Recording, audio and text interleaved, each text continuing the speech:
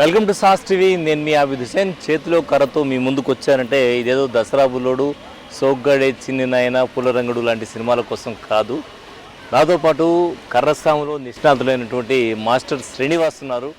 నెల్లూరులో చిల్డ్రన్స్ పార్క్లో ఈయన శిక్షణా తరగతులు నిర్వహిస్తున్నారు. కర్రసాము అనేది ప్రాచీన కళ కాబట్టి ఈ కళలో నిష్ణాతులైనటువంటి శ్రీనివాస్ గారితో ఈ కళ ఇప్పుడు నేర్పించడానికి కారణం ఏంటి, ఈ కళ ఏ విధంగా ఉపయోగపడుతుంది సెల్ఫ్ డిఫెన్స్కి తెలుసుకుందాం. శ్రీనివాస్ గారు నమస్తే అండి. నమస్తే సార్. ఎస్, కర్ర ఒకప్పుడు ప్రాచీన యుద్ధ కళ కూడా ఇది. ఈరోజు ఇది నేటి యువతకు కానీ నేటి విద్యార్థులకు కానీ ఏ విధంగా ఉపయోగపడుతుంది సార్? ఇది యాక్చువల్గా ఫస్ట్ ఆఫ్ ఆల్ మనం ఈ ఇది ప్రాచీన ఒక క్రీడ ఇది చాలా రోజులు కూడా అంతరించిపోయినటువంటి క్రీడ ఇది కరసాం అనేది. ఈ మామూలుగా తైక్వాండో, రెజ్లింగ్, బాక్సింగ్ ఇవి వచ్చిన తర్వాత ఇవన్నీ కూడా మోడర్న్ గేమ్స్ వచ్చిన తర్వాత షూటింగ్ అలాంటివి గన్ అలాంటివి వచ్చిన తర్వాత కూడా మనకి అంతరించిపోయింది. ఇది మామూలుగా మేము నేర్చుకునేటప్పుడు కూడా నేను చిన్నప్పుడు నేర్చుకున్నాను. ఎప్పుడు 95, 96, 97లో స్టార్ట్ చేసిన తర్వాత దీనికి ఆదరణ లేదు అని చెప్పి మేము తైక్వాండో లాంటి మోడర్న్ గేమ్స్కి అట్రాక్ట్ అయ్యి మేము నేర్చుకున్నాం. ఆ తర్వాత నేను తైక్వాండో లేదు సార్, ఫస్ట్ కరసామి నేర్చుకుంటూ తైక్వాండోగా నేర్చుకున్నాను. కానీ ఏది బెనిఫిట్, దేనివల్ల మనం బాగుంటుంది అనే ఉద్దేశంతో తైక్వాండో ఒలింపిక్లో ఉంది, రెజ్లింగ్ అన్నీ ఉన్నాయి, ఇది లేవు అనే ఉద్దేశంతో దీన్ని మేము కొన్ని రోజులు ఆపాల్సి వచ్చింది. ఆపిన తర్వాత కొన్ని మెడల్స్ మేము కొట్టాం తైక్వాండో ఇట్లో కూడా. కానీ తర్వాత వచ్చేసి మనం మిగతా కొన్ని రాష్ట్రాలు చూసాం సార్. కొన్ని రాష్ట్రాలు చూస్తే తమిళనాడు, కేరళ అలాంటి రాష్ట్రాల్లో కర్రసాము ఇట్లా, తమిళనాడులో సిలంబం అనే పేరుతోనూ, కేరళలో కలరి అనే పేరుతోనూ బాగా ప్రసిద్ధి చెందినది. అట్లాగన్నీ చూడడం వల్ల మేము చిన్నప్పుడు నేర్చుకోవడానికి మన ఆంధ్రప్రదేశ్లో దీన్ని కర్రసామనే అంటారు. కాబట్టి మనం దీన్ని ఇప్పుడు కర్రసామనే దాంతోనే నేను స్టార్ట్ చేశాను. ఫస్ట్ ఆఫ్ ఆల్ నేను దీని బేసిక్స్ ఎలా తెలుసుకోవాలని కలరీ కానీ సిలంబం కానీ రెండింటి మీద పట్టు తెచ్చుకున్నాను, 2 నేర్చుకున్నాను. అంటే మీరు అన్నట్టు స్టార్టింగ్లో నేర్చుకోవాలి అని అనుకుంటే శిక్షణ విషయంలో సార్ ఎన్ని రోజులు శిక్షణ తీసుకోవాల్సి ఉంటుంది? దీనికి సంబంధించి ప్రత్యేకమైన డిగ్రీస్ ఏమైనా ఉంటాయా? ఎస్ సార్, దీనికి సంబంధించి సార్ ప్రత్యేకంగా మనకు 6 months బాగా ట్రైనింగ్ అయితే మంచి కర్ర బాగా తిప్పడము, టెక్నిక్స్ అన్నీ కూడా నేర్చుకోవచ్చు. కంప్లీట్ కావాలంటే మినిమం 2.5 years 3 years పడుతుంది సార్. 2.5 సంవత్సరం నుంచి 3 సంవత్సరాల దాకా మనం కంప్లీట్ చేసుకోవచ్చు. కర్రసాముకు సంబంధించి ప్రత్యేకమైనటువంటి ఎక్సర్సైజెస్ ఏమైనా ఉంటాయా? ఖచ్చితంగా సార్. ప్రత్యేకమైన ఎక్సర్సైజ్ అంటే మనం ఎక్సర్సైజ్ వార్మప్ ఎక్సర్సైజ్ మనం చేస్తాం కదా సార్, మిగతా గేమ్లో చేస్తాం. సేమ్ అలాగే మనం కర్ర లేకుండా దాంట్లో చేస్తాము. దీంతో కర్రతో మనం ఎక్సర్సైజ్ పట్టుకొని చేస్తాం అన్నమాట. ఇప్పుడు జిమ్లో కానీ అవన్నీ చూసారా, అట్లయితే కర్రతోనే కొన్ని ఫ్యాట్ తగ్గడానికి ఇలాంటివన్నీ కూడా వంగి లేయడం ఇలాంటివన్నీ కూడా మనం చేస్తాం. ప్రతి ఒక్క వార్మప్ కూడా కర్రతోనే మనం ఎక్సర్సైజ్ చేస్తాము. దానివల్ల అబ్డానిమిక్ తగ్గడం కానీ ప్రతి ఒక్క నర్వ్ సిస్టమ్ అన్నీ కూడా బాడీ బాగా పనిచేస్తుంది సార్. ఇది సెల్ఫ్ డిఫెన్స్కి, అంటే ఒకప్పుడు సెల్ఫ్ డిఫెన్స్కి మనం పాత సినిమాల్లో చూస్తాం. ఇటీవల కాలంలో కూడా నాసామి రంగా లాంటి సినిమాల్లో మనం చూసాము. సో సోగ్గాడే చిన్న ఆయన కర్ర పట్టుకొని తిరుగుతుంటాడు బుల్లెట్ మీద, నాగార్జున. సో ఇవి ఈ నేటి యుగంలో ఏ విధంగా ఉపయోగపడేటువంటి అవకాశం ఉంది సార్? నేటి యుగంలో అంటే ఇప్పుడు మనకు ప్రతిసారి మనం వచ్చేసి మన గేమ్స్ పరంగా మనకు యూజ్ అవుతుంది సార్ ఇప్పటి పరంగా. ఎందుకంటే ఈ రోజుల్లో మనం గన్ను అన్నీ వచ్చిన తర్వాత మనకు కర్రతో పని లేకుండా పోయింది. కానీ ఏంటంటే కర్రతో మనం ఫైట్ చేయడం వల్ల అది ఒక ఆర్ట్గా మనం అట్లాగే మిగిలిపోయింది. అది ఎవరు నేర్చుకోవట్లేదు. ఈ వదిలేసిన మన పాత రోజుల్లో వదిలేసినటువంటి క్రీడను మళ్ళీ మనం దీనికి మంచి జీవం పోయాలి, దీని ఆదరణ ఇంకా పెంచుకోవాలి, ఈ కాలం అంతరించిపోకూడదు అనే ఉద్దేశంతో నేను 2012 నుంచి ఈ కర్రసాము అనేదాన్ని మనం స్టార్ట్ చేశాను. దీంతో పాటు సిలంబం, కలరీ 2 చేసుకుంటామంటే మనకు సిలంబం అనే గేమ్స్లో కూడా అవి కొన్ని తగాదల వల్ల వాళ్ళు కూడా ప్రత్యేకంగా ఉంటుందా ఇదే గేమ్లో? ఈ గేమ్లో సిలంబం అని ఉండదు సార్. తమిళనాడు వాళ్ళు సిలంబం అని పిలుస్తారు ఇదే గేమ్ని, మనం కరసాం అని పిలుస్తాము. కేరళ వాళ్ళు అయితే కలరీ అని పిలుస్తారు. ఓకే. సో బాగా నేర్చుకోవాలి, అంటే ఒక 6 నెలల తర్వాత మళ్ళీ కోర్సెస్ ఏమైనా ఉంటాయి? ఖచ్చితంగా ఉంటాయి సార్. 6 నెలల తర్వాత వచ్చి దీంట్లో సింగిల్ స్టిక్ ఉంటుంది, డబుల్ స్టిక్ ఉంటుంది, ఫైట్ ఉంటాయి. తర్వాత వచ్చేసి మనం డబుల్ స్టిక్ మళ్ళీ జింక కొమ్ములు అనేటివి ఉంటాయి. అలాంటి జింక కొమ్ములతో కూడా అట్లా మనం బ్లాక్ చేసుకునే దానికి ఇదిగా ఉంటుంది అన్నమాట. సో మొత్తంగా శిక్షణ ఇస్తున్నట్టున్నారు. ఎంతమంది విద్యార్థులకు శిక్షణ ఇస్తున్నారు? సార్ టైమింగ్ మేము పొద్దున్న 5:30 నుంచి 7 దాకా ఇస్తాం సార్. తర్వాత స్కూల్స్ ఉంటాయి కదా, పిల్లలు వెళ్ళిపోతారు. మిగతా 7 తర్వాత ఎవరైనా అడల్ట్స్ పెద్దవాళ్ళు 20 years అబోవ్ ఉన్న వాళ్ళు అలాంటి వాళ్ళకి వచ్చేసి మనం 9 దాకా ఇస్తాం సార్. ఆ తర్వాత మళ్ళీ ఈవినింగ్ 4కే స్టార్ట్ అవుతుంది. 4కి స్టార్ట్ చేసి మనం 8 దాకా ఉంటాం సార్. ఒక బ్యాచ్ల వారికి వెళ్ళిపోతుంటారు. ఇప్పుడు ఒక 40 మెంబర్స్ పిల్లలు ఉన్నారనుకో, నెక్స్ట్ బ్యాచ్లో మళ్ళీ 40 మెంబర్స్ అట్లా వస్తుంటారు. మ్యాక్సిమం ఒక 100 మంది పిల్లల దాకా మన పొద్దున సాయంత్రం ఈవినింగ్ కలిపి ఇక్కడ ట్రైనింగ్ తీసుకుంటున్నారు. ఆదరణ తీసుకుంటే ఆదరణ ఎట్లా ఉందంటారు? ఆదరణ చాలా బాగుంది సార్. ఎందుకంటే మనం ఇది వరకు చూస్తే కర్రసామని ఎవరు ఆదరించేవాళ్ళు కాదు. కానీ ఇది మా తాతలు చేసేవాళ్ళు, మా ఫాదర్ చేసేవాళ్ళు అని పెద్దవాళ్ళు కూడా చెప్తూ ఉండడం వల్ల వాళ్ళకి ఇంట్రెస్ట్ వచ్చి వాళ్ళ పిల్లలు కూడా మేము నేర్చుకోలేకపోయినా కానీ సరే మా తాతలు చేశారు కాబట్టి మా తాత చేసేవాడంట కాబట్టి మేము చేయకపోయినా మా పిల్లలు చేయాలనే ఉద్దేశంతో ప్రతి ఒక్క పేరెంట్ ఆలోచించి ఈ కర్రసామని పిల్లలు నేర్చుకుంటున్నారు సార్. చాలా బాగుంది ఆదరణ. మెడల్స్ తీసుకుంటే మెడల్స్ ఎక్కడెక్కడ తీసుకున్నారు, ఏంటి దాని సంగతి? సార్ మెడల్స్కి కోసం వెళ్తే మనకు కర్రసాము అనేది దీనికి అసలు ఫస్ట్ గేమ్స్ అనేటివి ఏమి ఉండేవి కాదు సార్. నేను 2021లో కర్రసాము ఫెడరేషన్ అని ఒక రిజిస్ట్రేషన్ చేశాను. నేనే చేశాను. దానికి కావాల్సిన బుక్స్, రూల్స్ అయితే ఎలా గేమ్ ఆడాలి, ఎంతమంది ప్లేయర్స్ ఉండాలి, దానికి సంబంధించిన రూల్ బుక్ అని రాశాను. దాని ప్రకారమే మనం 2021 నుంచి ఇప్పుడు గేమ్ స్టార్ట్ చేసాం. తర్వాత మనం ఫస్ట్ ఒక నేషనల్ చేసాము, ఒక స్టేట్ చేస్తున్నాము. తర్వాత రాబోయే నెక్స్ట్ మంత్లో కూడా ఒక నేషనల్ చేసేదానికి మనం సిద్ధంగా ఉన్నాం. ఎప్పుడైతే మన గేమ్ని ఎక్కువ నేషనల్స్ మనం ఆడితే ఖచ్చితంగా స్పోర్ట్స్ కోటాకి వెళ్ళే అవకాశం అయితే ఉంది. రైట్. కర్రసాములో గాయాలు అవుతాయా? కర్రసాములో ఖచ్చితంగా గాయాలు అవ్వవు సార్. ఎందుకు గాయాలు అవ్వవు సార్? ఎందుకు అవ్వవు అంటే ఈ స్టిక్ కూడా చూడండి, మనం చూసినటువంటి స్టిక్ కాదు. ఇది వచ్చేసి బ్యాంబో స్టిక్, బాగా ఫ్లెక్సిబిలిటీ ఉంటుంది. ప్లస్ వచ్చేసి దీనికి మనం ఫైట్ చేసేటప్పుడు స్పాంజ్ కడతాం, పిల్లలు దెబ్బ తగలకుండా. అట్లాగే head guard, chest guard, next వచ్చేసి షిండ్ గార్డు, కాళ్ళకి ఆర్మ్ గార్డు, చేతులకి మనం ఎక్విప్మెంట్ ఇస్తాం. టోటల్గా ఎక్విప్మెంట్ ఇస్తాం. షూ ఉంటాయి, హెడ్ గార్డ్ ఉంటుంది. కాబట్టి ఖచ్చితంగా వాళ్ళు అటాక్ చేసుకునేటప్పుడు బాడీ మీద ఎక్కడ తగిలినా కానీ సరే దెబ్బ అనేది తగలదు. కానీ ఏమంటే రొటేషన్ దీంట్లో 2 ఉంటాయి. మళ్ళీ అంటే తిప్పడంలో మెడల్స్ ఉంటాయి, ఫైట్ చేయడంలో మెడల్స్ ఉంటాయి. తిప్పడంలో కూడా సింగిల్ స్టిక్, డబుల్ స్టిక్ తిప్పడం వేరే ఉంటాయి. దాంట్లో సింగిల్ ఉంటుంది, పెయిర్ ఉంటుంది, గ్రూప్స్ ఉంటాయి. దాంట్లో రకరకాలుగా ఈవెంట్స్ ఉంటాయి కాబట్టి వాళ్ళు ఎక్కువ మెడల్ తీసుకునే అవకాశాలు ఎక్కువ ఉంటాయి సార్. సో ఈ కర్ర తిప్పడంకి సంబంధించి చిన్న టెక్నిక్స్, ఒక 5-6 టెక్నిక్స్ మా వ్యూవర్స్కి నేర్పిస్తారా? ఖచ్చితంగా సార్, ఖచ్చితంగా. తిప్పడం అంటే యాక్చువల్గా కర్ర అనేది తీసుకుంటే ఫస్ట్ ఎలా పట్టుకోవాలి? ఫస్ట్ వచ్చేసి మనము ఇట్లా సెంటర్ కదా, స్టిక్ సెంటర్ లో పట్టుకొని ఇట్లా వదిలేస్తే మిడిల్ గా వస్తుంది. మిడిల్ గా ఎప్పుడు మన లాస్ట్ లో పడిపోతుంది అనమాట. అట్లాగా మన మధ్యలో పట్టుకొని చేయి హ్యాండ్ వదిలేస్తే ఇది సెంటర్. ఇలా సెంటర్ గా పట్టుకుంటే మనం అలంకార కరసాము అంటాం. అంటాకారం అంటే మనం ఒక డెకరేషన్ కోసమో ఒక డెమో కోసమో దీన్ని చేయాల్సి ఉంటుంది. మనం తిప్పేటప్పుడు మన చుట్టుపక్కల ఎవరైనా రాళ్ళు వేసినా లేదా మన మీద అటాక్ చేసుకున్నా కానీ సరే మన బాడీకి తగలకుండా తిప్పుకునేటట్టు అనమాట.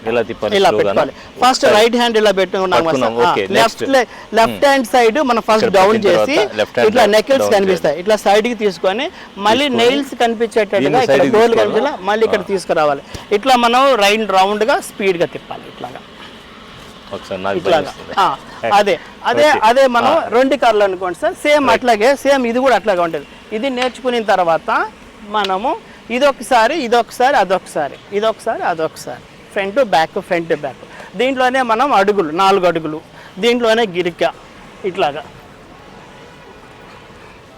ఇట్లాగా మనం సంథింగ్ ఎక్కువ మోడల్స్ మనం తిప్పొచ్చు సార్.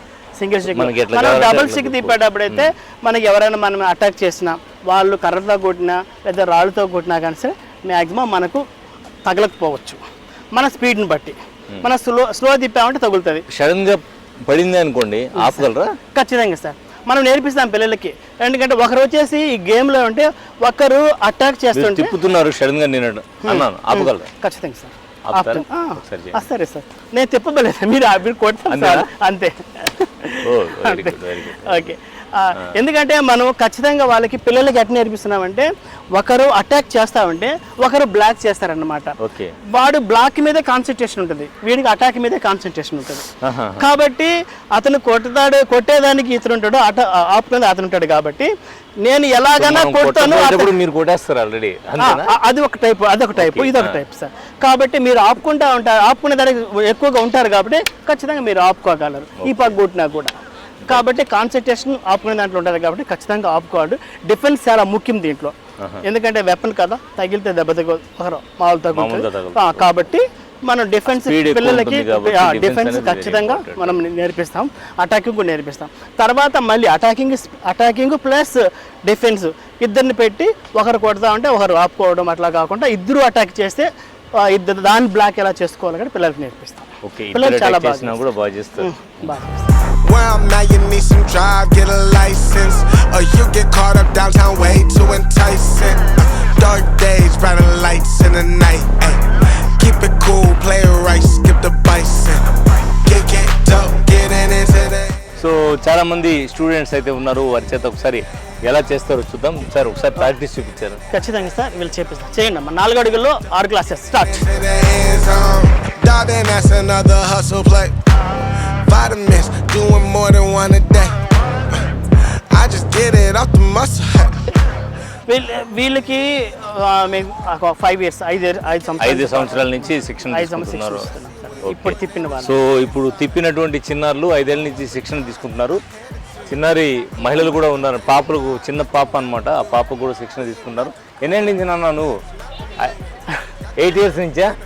Very good, excellent. చాలా చిన్న పాప నుంచి నేర్చుకున్నాను. 8th class, 1st class. ఎలా ఉపయోగపడుతుందమ్మా ఇది? రా నాన్న దగ్గర, ఎట్లా యూజ్ అవుతుంది? బాగా ఉపయోగపడుతుందా?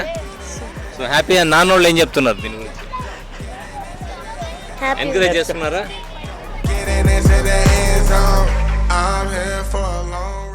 తప్పుగా కాదు కానీ శ్రీను గారు, ఈ రోజుల్లో పరిస్థితులు చాలా దారుణంగా ఉన్నాయి. గంజాయి బ్యాచ్ కావచ్చు, ఎవరు ఏ పక్క నుంచి ఎందుకు అటాక్ చేస్తారో కూడా వాళ్ళకే తెలియదు, తర్వాత మనకు అసలు తెలియదు, అన్ఎక్స్పెక్టెడ్గా జరుగుతుంది. అటువంటి టైంలో సెల్ఫ్ డిఫెన్స్కి ఇటువంటి కర్రసాములు చాలా వరకు ఉపయోగపడతాయని నేను అనుకుంటాను. మీరేమంటారు? ఖచ్చితంగా సార్, షూరు. ఎందుకంటే ఇప్పుడు ఈ కర్రసాము వాళ్ళ ఎందుకంటే మనకు డిఫెన్స్ చాలా చాలా ఉపయోగపడుతుంది అనమాట. కాబట్టి వాళ్ళకి కర్ర లేకపోయినా కనీసం ఒక క్లాత్ అయినా కానీ సరే, వాళ్ళకి షర్ట్ అయినా కానీ సరే, దాని ద్వారా వాళ్ళు ఆపుకునే దానికి వాళ్ళకి టెక్నిక్ అనేది ఉంటుంది. కాబట్టి వాళ్ళకి ఈ కర్రసాం నేర్చుకోవడం వల్ల కర్రే ఉండాల్సిన అవసరం లేదు. కర్ర లేకపోయినా కానీ సరే వాళ్ళు డిఫెన్స్ వాళ్ళ దగ్గర ఉన్నటువంటి వస్తువులతో, షర్ట్తో కావచ్చు, లేదంటే ఇంకొక టవల్తో కావచ్చు, అలాంటి వాటితో కూడా వాళ్ళు ప్రాణాలను వాళ్ళు కాపాడుకునే దానికి ఖచ్చితంగా బెనిఫిట్స్ అయితే ఉంటాయి సార్. అంటే ఇది ఓన్లీ అన్ని అవయవాలు ఉండేవాళ్ళేనా, లేకపోతే దివ్యాంగులు కూడా నేర్చుకునేటువంటి అవకాశం ఉంటుందా? సరే, దివ్యాంగులు అంటే ఖచ్చితంగా వాళ్ళకి మనం చేతితో తిప్పుతాం కాబట్టి కనీసం ఒక చెయ్యన్న బాగుంటే ఖచ్చితంగా హ్యాపీగా చేసుకోగలరు. అలాగే కాళ్ళతో ఏం సంబంధం ఉండదు, హ్యాపీగా కాళ్ళతో వాళ్ళ చేతితో వన్ హ్యాండ్ క్లారిటీగా ఒక హ్యాండ్ చేయి బాగాలేదు, ఇంకో చేయి ఉంటే ఒక చేతితో కూడా వాళ్ళు హ్యాపీగా చేసుకొని దివ్యాంగులు చేసుకోగలరు. ఈ క్రీడని ఆధునిక క్రీడగా ఏమైనా మార్చే అవకాశం, అంటే ఒలింపిక్స్ లాంటి వాటిలో తీసుకెళ్లేటువంటి అవకాశం ఏమైనా ఉందా? ఖచ్చితంగా సార్, మా టార్గెట్ కూడా అదే.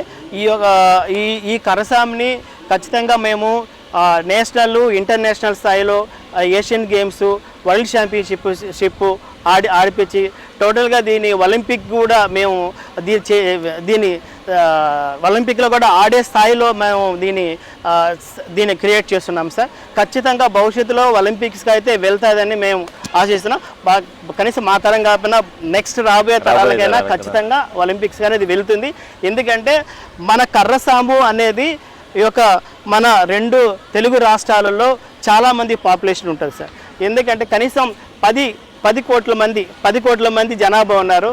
కనీసం ఒక 5 కోట్లు 6 కోట్లు ఉన్న కొరియాలో తైక్వాండో పుట్టి కనీసం ప్రపంచ దేశాల్లో ఒలింపిక్స్లో ఆడుతున్న తరుణంలో మన ఇంత పెద్ద 140 కోట్లు ఉన్న జనాభా భారతదేశంలో కనీసం మన తెలుగు వాళ్ళు 10 కోట్ల జనాభా ఉన్నారు.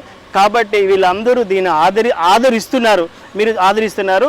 కాబట్టి ఖచ్చితంగా దీనికి ఒక మంచి భవిష్యత్తు, మంచి క్రీడగా అభివృద్ధి చెందుతుందని నేను ఆశిస్తున్నాను. ప్రత్యేకమైన ఎక్సర్సైజెస్ ఫింగర్స్కి సంబంధించి ఏమైనా ఉంటుందా? కరాటేలో అంటే మామూలుగా బలంగా తయారు చేస్తారు కదా, అట్లా ఏమన్నా? సార్ ఫింగర్స్ సంబంధించినట్టు కూడా అంటే మామూలుగా తిప్పుతారు సార్.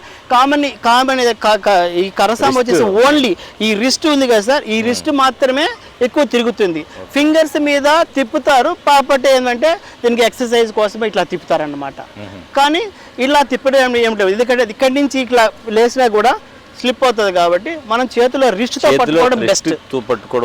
రిస్ట్తో పట్టుకోవడం బెస్ట్. యాక్చువల్గా ఏంటంటే మన పూర్వీకులు ఏంటంటే ఏదో తిప్పాలనే ఉద్దేశంతో వాళ్ళు ఇలా ఫింగర్స్తో తిప్పేవాళ్ళ, కానీ ఆ ఫింగర్స్తో తిప్పితే మటుకు ఏమి యూజ్ ఉండదు. ఖచ్చితంగా వాళ్ళు రిస్ట్తో పట్టుకొని అటాకింగ్ కానీ బాగా స్పీడ్ కానీ తిప్పాలంటే ఖచ్చితంగా రిస్ట్ అనేది చాలా ఇంపార్టెంట్. సో ఎస్, ప్రధానంగా అంతరించిపోతుండేటువంటి ఈ ప్రాచీన కళని నేటి యువతకు పరిచయం చేస్తూ చిన్నారులకు ఎంతోమందికి శిక్షణ ఇస్తూ ముందుకు సాగుతున్నారు శ్రీనివాస్ గారు. ఖచ్చితంగా ఇది ప్రతి ఒక్కరికి ఉపయోగపడేటువంటి సెల్ఫ్ డిఫెన్స్ క్రీడగా మనం చెప్పుకోవచ్చు. నాటి క్రీడను నేటి తరానికి, రాబోయే తరాలకు పరిచయం చేద్దాం. ఎంతోమంది క్రీడాకారులని శ్రీనివాస్ గారు మీరు ఇదే విధంగా తయారు చేయాలని సాస్ టీవీ కోరుకుంటుంది. ఈ సాస్ టీవీ ప్రేక్షకులకు అందరికీ కూడా మా యొక్క హృదయపూర్వక నమస్కారాలు. అలాగే మీ యొక్క మా కరసాము చూస్తున్నటువంటి ప్రేక్షకులకు అందరికీ కూడా మాకు ధన్యవాదాలు తెలుపుకుంటాను.